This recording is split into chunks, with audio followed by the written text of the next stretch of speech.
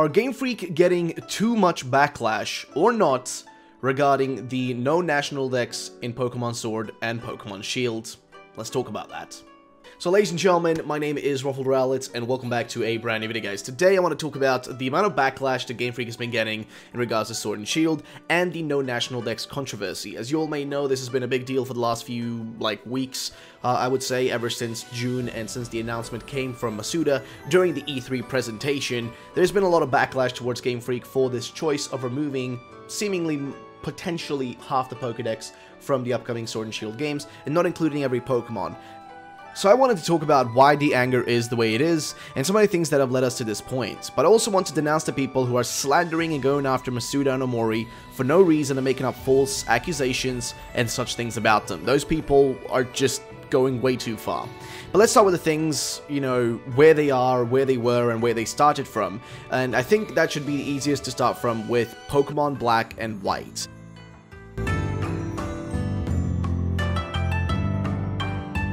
These games were Masuda's babies and his biggest games, as he wanted them to be the biggest projects they had ever done at Game Freak, and which they ended up becoming essentially. But unfortunately, the sales of Pokemon Black and White, as well as the initial reception, led to a lot of negativity and poor performance in areas such as the sales department, as well as fan reception.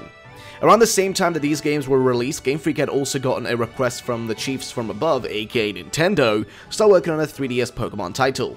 This would be a big step up for Game Freak, as they'd never done such 3D stuff in the past when it came to Pokemon games, so they got some help from Creatures, which is the company that handled a lot of the artworks for the Pokemon TCG, which included both 3D stuff and everything in that sort of area. So they basically got them on board with X and Y to make all the 3D stuff. But the first thing we noticed with X and Y, though, when it finally actually came out, was its rushed nature. The game only had 72 brand new Pokemon, the lowest count in the series. Every previous game had numbers way higher than that, with Black and White being the largest ones on 156 brand new Pokemon, and even more than the freaking first ever Pokemon games, Red, Blue, and Green, which is kind of insane if you think about it, and kind of got yellow in there.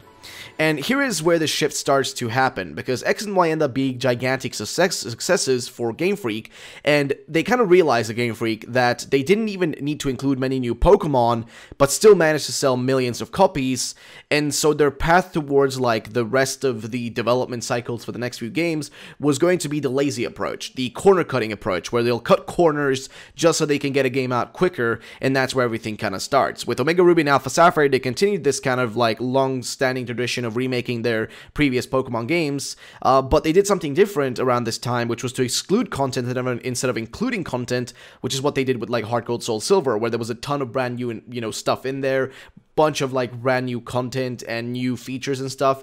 And here with ORAS, it was different. This was the first time we were seeing them do something less, right? They were starting to remove stuff, and this all started with the removal of the Battle Frontier, and later on Masuda used the excuses that people don't have time anymore to spend on side activities and, other features in games, and that they only want the simple stuff, which is straightforward, and, just kind of want everything in small, fast, short bursts of time, and would then want to move on to the next thing, which, it just kind of mimics this kind of mobile development type of mindset.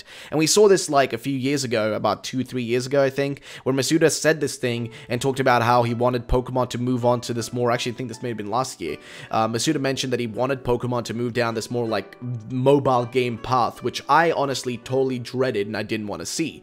But that isn't all though. When we see the Sun and Moon games, we get introduced to only about 88 new Pokemon, the second lowest amount after X and Y, and we also get the follow-up games Ultra Sun and Moon. Now, Sun and Moon in particular had lots of issues, and these issues were due to its development time frame and being pretty much rushed out and left behind so the devs that worked on it could jump over to focus on other projects within Game Freak, such as Town and other titles that had nothing to do with Pokemon. And then we also had Ultra Sun and Moon being not really a follow-up game like Black and White 2 were for Black and White, but also just more like a kind of like a definitive version, which was a major disappointment for a lot of fans since they wanted something like that. And then of course that leads us into the Let's Go Pikachu, Let's Go Eevee games from last year, where we see Game Freak finally succumbing to the walls closing in around them. And what I'm talking about here is Pokemon Go's kind of success. So Let's Go's existence was mainly to try to bring in the Pokemon Go fans to the mainline console series due to Pokemon Go's recent success and basically making more or less the same amount of money as the mainline series. which is kind of insane when you think about it. The mainline releases have always been the biggest money makers, but now Game Freak is being threatened by Pokemon Go, which is getting bigger and bigger. So, this just added to Game Freak's sense of corner cutting and just rushing out products so they could maximize profits to compete with Pokemon Go by not having to include, like, microtransactions in their mainline games by making them bigger and all that stuff and taking more time. Now, that's the thing that kind of, like, makes Pokemon, the mainline series, so different, is that there is no, like, long-term kind of gameplay plan. It's only really in short term, so you play through the game and that's it. And that's why they want to release a game every single year instead of adding in stuff like, events and stuff in their games. So that's kind of that. But now, this is not where we just finally finish up. Now, this is where we end up rather on the National Dex situation. You see, Game Freak has been corner cutting for years now, but fans have always stuck by hoping for things to get better. Let's Go Pikachu, Let's Go Eevee last year were just their attempt at testing out how fans of the mainline series would react to a game that didn't feature all the 800 plus Pokemon, but rather a game that only featured 151 Pokemon, to see how people would react and if they would get pissed off or not, or if they would be really angry. Now, I was frustrated last year, but a lot of people weren't, and this is where things get really sketchy. And with like minimal backlash last year, they assumed that this would roll, they could just roll with this and get away with it by removing Pokemon from the National Dex in 2019 Sword and Shield games. So yeah, that's really where we are right now, ladies and gentlemen.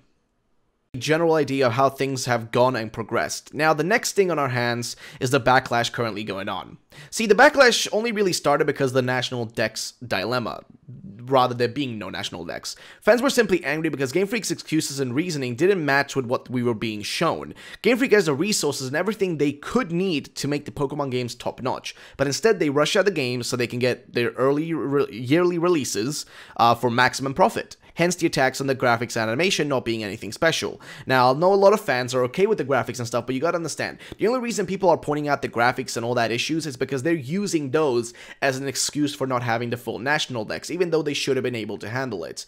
Now, I am personally someone who agrees with the criticism and backlash and think that Game Freak deserves harsh criticism, but there is a thing where it's getting too far out of hand. You see, criticizing and simply attacking Game Freak are two different things. I think criticizing them, making memes, and just kind of like, making videos like this or other people's videos and criticizing them and having hard criticism towards them is a good thing. But then we have people who go way too far, and this is where I want to make this video for. I've seen people go way too far with their backlash. People making up lies, people making up totally random things that are just totally out of line and not necessary. Even like people that are trolls making up really like just totally inexcusable stuff about Masuda and even Omori for no reason, or rather there is a reason. They're trolls and they want to just mess with people, but it's just like, it's so far that I honestly feel like even if you're a troll, you're just so freaking out of your mind. Like, what is wrong with you as a person to go that far? It just, there's no reason for that. Like, they don't deserve that. They just make these video games. This is video games. These are games, okay? They're not that serious. Now, I want to bring something up here, okay? And I want this to be a message to anybody who's like okay with Sword and Shield and where they're going. Please understand, you simply saying don't buy the game doesn't really work. We're all Pokemon fans here, okay? All of us are respectfully, excited or not excited for these games, or, who are going to buy these games or not going to buy these games, you know what I mean? As long as we're respectful, that's about it. But we're all Pokemon fans, right? Which means we all want Pokemon to be good. Simply saying don't buy the game, isn't really enough. We want to see change from Game Freak. A lot of people like that will play these games, like a lot of people are just okay with it, are the sort of people that will play the game one time and then leave and go on their merry way, while the rest of us are left with this game and what it's gonna, impact with like the rest of the things to come, because we're gonna be left with this. Us more like, active fans of the Pokemon franchise, we're gonna be left in the dust having to kind of put the pieces together of what we have in front of us, and that's where the problem comes in. The problem is that Game Freak isn't looking at like what they should do to make the best possible game they could. They are instead looking at this from more of a business standpoint. How can they mimic Pokemon Go? How can they mimic that release schedule that Pokemon Go has, which is to only have a singular game, but give it updates that keeps people active and still coming back? Game Freak doesn't do that because they can make more money by simply releasing brand new games, but if they keep releasing brand new games every year, they don't have enough time to develop the games well enough so they're perfect products with enough stuff in them. And that's the problem. If they just didn't rush these games out, we would be pretty much fine and we wouldn't have any issues. But the problem is they're rushing these games out, cutting corners so they can work on other things. And I think the bigger issue here is that Game Freak in particular right now are working on other projects like Town and like other like different games, other brand new IPs. They're working on those with their main team of developers while leaving the secondary team to work on Pokemon, meaning that Pokemon isn't their #1 priority, which then gives me a bigger reason to criticize them, because it's like, really, you're gonna give me a product that you're just leaving the secondary people in your squad to make, and not even your main people who are your, I'm assuming, best developers. You're gonna leave us with the kind of, you know, lesser of the two goods, I guess, and just kind of like rush this out just so you can get something out there to make money, because the Pokemon to you at this point is just like a, you know, like a revenue source and not really any passion in it anymore, because that's what it feels like. And I really hope that isn't the case. I really do hope they still have a lot of passion for Pokemon and making Pokemon games, because that's the most important thing. As long as they have passion for it, I'm happy. As long as they do care about what they're making, that's all that matters. But it's kind of getting harder and harder to really allow Game Freak to get away with stuff, because they've been doing it for so long. They've been kind of getting away with just being very kind of corner cutting out stuff and just, you know, rushing things out for a long time. And I think people, that's where the frustration comes from. I don't think, like, you know, a lot of people are just trying to call out people who are angry, like, oh, look at the trees, oh, whatever. It's not really to do about the trees, it's not to do about any of that sort of stuff. The problem is, I mean, it is, but the only reason people bring up the trees and stuff is because Game Freak is removing a big chunk of the game that should be there, but they're trying to use the excuses that the reason they're removing the National Dex is because they're trying to make everything else so big and awesome and stuff, which it isn't. That's the problem. There's too many problems to really, for them to use that as an excuse. But let's just break it up like this, guys. The game isn't released yet. Is the backlash necessary? It is if we want the game to be the best it can when it actually fully releases. Does Game Freak care? Well, it's kind of hard to tell. Does Game Freak deserve all the backlash? No. I think it's getting way too out of hand. I think it's just too much at this point. Game Freak is getting attacked about stuff that just has nothing to do with that stuff. And also, I think Masuda and Mori need to be left out of the situation.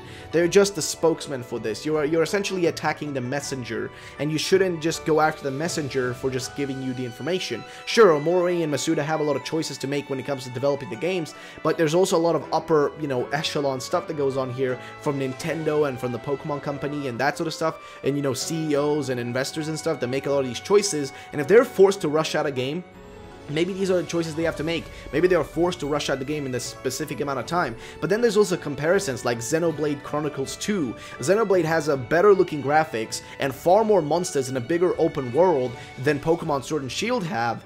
But that game only had like about 40 people in a I think about 40 people in a development team, and it was made in about 3 years, the same amount of time that Sword and Shield have been made in, actually almost even less time, because Sword and Shield have had basically 3 years plus these new, you know, few months after the reveal of the actual game. So you're basically working with far more time, a bigger amount of money than the guys over there making Xenoblade. You basically got more money, more time, and more experienced developers, I would assume, but you're not making a product that's as expansive. And I think that's where the issue comes in. It feels like Game Freak just doesn't care enough about Pokemon anymore, and I really do hope that they do, you know, start caring about it soon, so that we can finally start seeing Pokemon make some progress, because Pokemon's been behind for a long time now. But yeah, ladies and gentlemen, let me know in the comment section down below. Do you think the backlash is too far or not? What are your thoughts? What are your opinions? Let me know in the comment section down below. Thank you so much for watching. My name is Ralph. Have yourselves a great day, and bye-bye, ladies and gentlemen.